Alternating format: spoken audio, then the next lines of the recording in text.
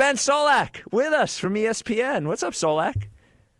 Unironic big Jim Bob Cooter fan right here. I've met with him. I've talked with him about the offense there in Indianapolis. I like him. I think he's a sharp guy. Players love him. I'm a Jim Bob Cooter guy. I really am. See? Oh, well, see, there you go. Well, I wanted to ask you about McDaniel, but before we go to it, because Jim Bob Cooter is one guy now.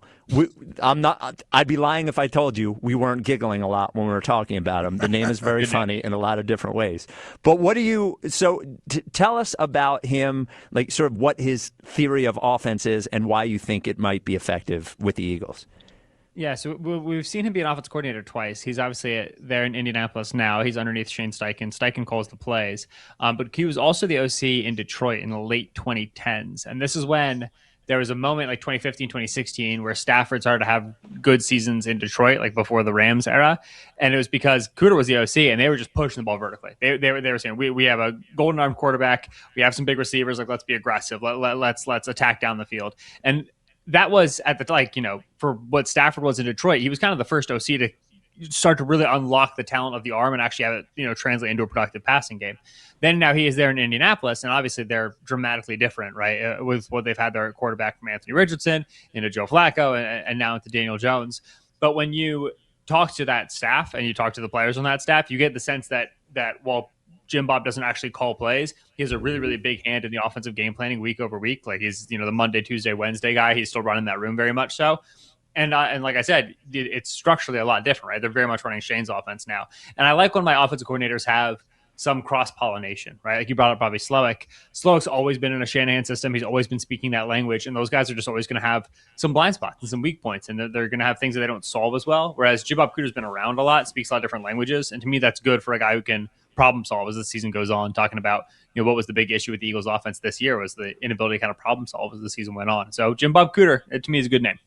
I like the idea of him, Ben, because also there's a work history there with Nick Sirianni. And I know a lot of people want Nick Sirianni sort of out of the way. Listen, to me, he's the head coach. And if he wants to be able to lend ideas or have a little input with an OC, I think it goes a lot smoother if it's somebody he has a working history with versus someone he doesn't. Yeah, I think you don't want to saddle Sirianni with an offensive coordinator choice who's not his and then have the same exact season next year and then get to that point. And Sirianni says, well, if you would just let me fire this offensive coordinator and hire in a different guy, my guy, it would go well. And then you have to go, okay, what, do we do this for a sixth year now with a sixth new offensive coordinator? We go through this carousel again. Like, I think, to the degree to which Nick's seat ever got hot this year, I don't know.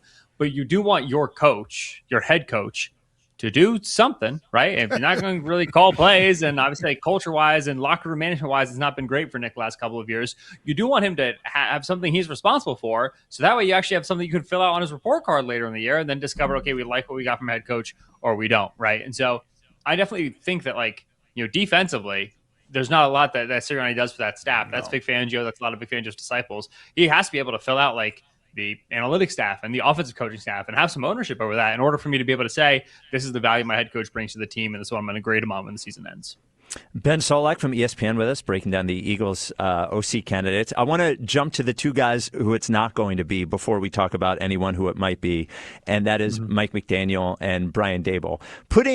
Let's put organizational politics aside.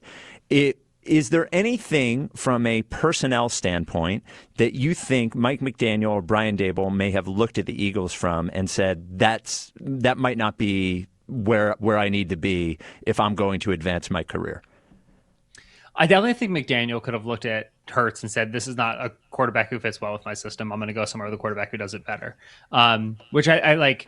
That's less of a qualitative Hurts isn't good enough and more of a descriptive, this is just play style wise, not what you want to do. Like McDaniel's entire offense in Miami was very much predicated on what Tua does well. And so it's a little bit hard to say McDaniel exactly wants to be this on offense, but that offense was very quick releases from the pocket over the middle of the field. Jalen Hurts is a long time to throw a quarterback who doesn't like to work middle of the field. The offense would have had to dramatically change in terms of how the targets are distributed, what routes we run, where our layups are, where our shot plays are, how do we get our explosives? It would have just been categorically different if we're assuming that McDaniel's offense is, kind of exactly that and not just something that he jerry-rigged up for Tua. And so I think if you put truth serum and Mike McDaniel's coffee this morning, he would say, yeah, the Eagles were just never attractive to me because of the quarterback relative to like certainly, Justin Herbert with the Chargers, but also like, Baker Mayfield with the Buccaneers or Cam Ward with the Titans, who are just like faster release guys who work more from the pocket comfortably than Hurts does. Daboll, I don't think so. I think that Daboll has worked for Jalen Hurts before. I think the tools here would have been great for Daboll. That one, I don't think there's I can't do this in Philadelphia. McDaniel, I would have seen something there. So a couple of other guys I'd like to ask you about. You talked about Jim Bob Cooter, and briefly you talked about Bobby Slowik, who had some success in his first year as a play caller with the Texans, then got fired after the next year. I think looking back on that second year and looking at the results afterwards, they may reconsider how much of that was his fault. What do you think of Slowik as an OC here? Yeah, I really like Slowik's 2023. The 2024 issue was that big, bugaboo of like, all right, by week 4, it was clear what the problem was with the Texans, right, in terms of pass protection in the running game. You figure this out by postseason time, right? You got 12 weeks. It doesn't need to be perfect. Doesn't need to be great, but like, let's get some solution here on the field that will make us, we can ride this defense through the postseason. It's very similar to the issue the Eagles had this year on offense, where it's like, okay, it is clear the running game is not the same. Okay, it is clear that we're having trouble getting A.J. Brown, the volume of targets that he deserves and the quality of targets that he wants. Solve this issue over October, November, and December. We're not asking you to create the best offense in the world, but something that is fieldable by January. And Slowik really struggled to do that with the Texans in 24 in the same way Patullo struggled with the Eagles in 25. And so if they want to bring Slowik in to kind of print, plug, and chug a Shanahan passing game and a Shanahan offense, okay, I get it. There's an attractive aspect of that.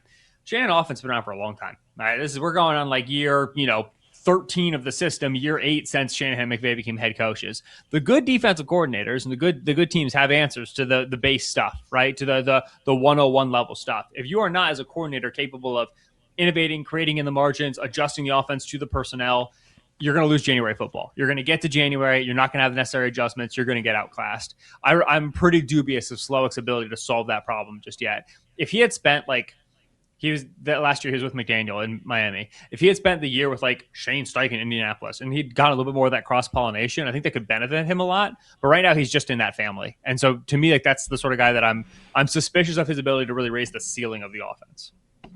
I think that's sort of, to me, the way you describe it is the difference between McDaniel and Slowik, in that McDaniel seems to truly understand why he's doing what he's doing, or is at least it's much easier to just say this is what we do and this is how we do it, and I think you said that, just bring it somewhere else. But if you don't know the whys on all those things, you're not going to be able to adjust. So to me, that is sort of what you described as the difference between those two guys. Would you say that's accurate?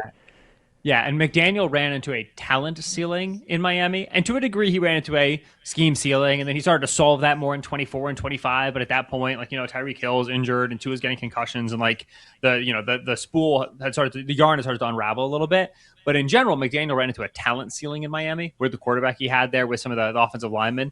He's the sort of guy who could really benefit from being an OC, because when he got full charge of an offense, he just min-maxed it so aggressively that he a little bit, kind of wrote his own book there, his own story. But in general, what he achieved in terms of how good of a quarterback Tua was and the caliber of offense, so we're talking like top 3 passing offense they got out, that was unbelievable. That was like, holy. And this guy is clearly adjusting the offense to fit the talent in a way that is not just successful, but is explosive. Slowik did a lot more like, here's our greatest hits. CJ, learn these.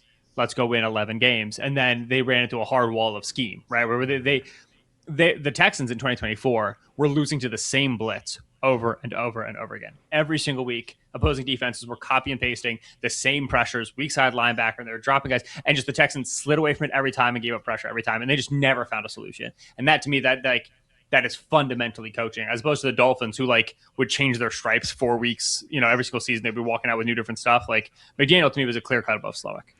So it sounds like, Ben, these guys, especially excluding Brian Daboll, the other guys just don't seem like a scheme fit for what Jalen is accustomed to doing and what he does well. And so maybe that's why the job isn't as attractive to them.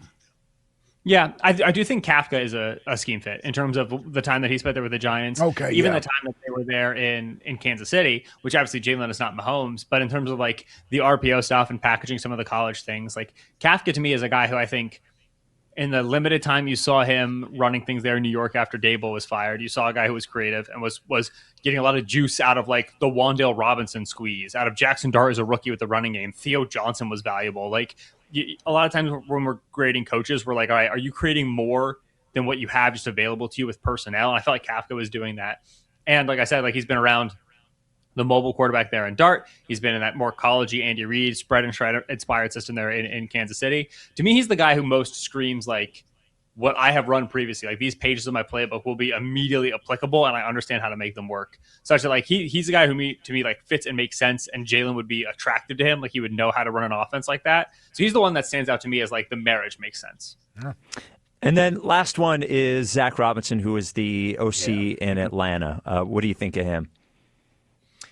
So Zac Robinson, when he was in Cincinnati, he was there, I believe, as a player, and then he retired, and then he started working with PFF. And so he's just like the PFF offensive coordinator. Like his offense is very min-maxed. It's very like sliders are up to 100 or down to 0, right? Like they run. Can you explain that? Can you explain that in less cool? Explain that in dummy terms, man. Yeah. All right. The nerds they're very confident they have a good understanding of offense. And a lot of the stuff that the nerds have figured out is great. But also that they tend to be extremely like, oh, you should just be passing. You should just be play action passing. This is the best thing. The running game isn't as good. You speak to any coach and you get, hey, like, no, we need to have some degree of balance. Robinson's offense I experienced in Atlanta as being very like, we pass out of our flash game is out of the pistol. So when we go pistol, we go play action. It's like, dude, like defenses have figured this out. Like, you got to do something else. You got to pitch some changeups and some curves, and you got to, set the batter up so that way he whiffs at the third pitch. Like, there's a music to this, and there's a scheduling of plays and a system, and there's a feel, right, that your Ben Johnson, your Sean McVay. So they set the pins up so beautifully. Robinson, I was never particularly impressed over the years in Atlanta in terms of how he decided to attack defenses and how he maximized his players. He was a young guy. He's one system, right? Sean McVay the whole time, coaching staff wise. And so another guy who I think would benefit from cross-pollination. The scheme does not fit what Jalen does. They're going to ask him to throw from the pocket, turn his back, play under center, go play action. Robinson would surprise me as a hire and would not psych me as a hire. So of the ones we've talked to, it sounds like Kafka and Jim Bob Cooter are the two that would probably be the best fits here. Yeah, those are the two that I like the best. Now, like when I was waiting in the pre-show, as you were talking about, we're shooting in the very, very, very, very dim light here, right? We're not in the dark completely, but it's pretty gray out, And so you read as best you can. You try to get a sense of what these guys want. But good coaches get into the building. They get new players in free agency. They get new players in the draft, and then they start cooking something up. And like it can be extremely hard in January of 2026 to understand what the offense is going to look like in September 2026. So. All the grades here is like a scale between B+ and C-. We're not really giving out A's and F's because we just don't have enough knowledge to be like that confident in any of our reads. All right, Ben. Well, you can read Ben's work on ESPN.com. You can see him on TV. I would say this as a compliment to you, Ben. I always feel like when I read your stuff or watch one of the videos, I learn something. And football is I think, the most complicated sport to learn things. So you do a great job, and we appreciate you coming on today. Thank you, Spike. I appreciate that. Y'all be well. Yep. Of course. Be well, man. There he is, Ben Solak.